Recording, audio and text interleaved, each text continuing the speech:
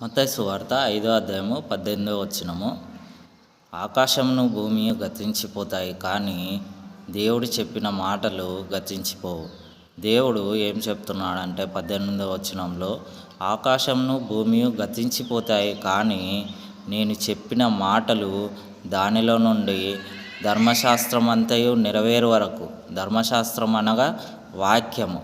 ఆదికాండం నుంచి ప్రకటన గ్రంథం వరకు దేవుడు ఏ మాటలైతే పరిశుద్ధాత్మ ద్వారా ప్రేరేపితమై శిష్యులు కానీ ప్రవక్తలు కానీ రాశారో అదంతయు కూడా నెరవేరు వరకు కూడా ధర్మశాస్త్రం అనేది గతించిపోదు.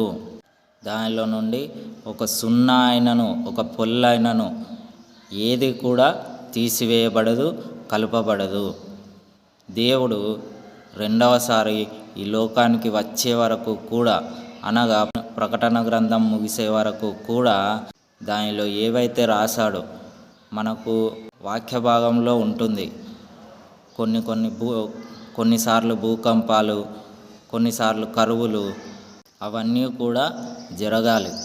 క్రీస్తు రెండవ రాకడ కొరకు కొన్ని సూచనలు అనేటివి యేసుప్రభువారు మనకు వాక్య భాగంలో యేసుప్రభువారు చెప్పాడు. అవన్నీ కూడా నెరవేరాలి.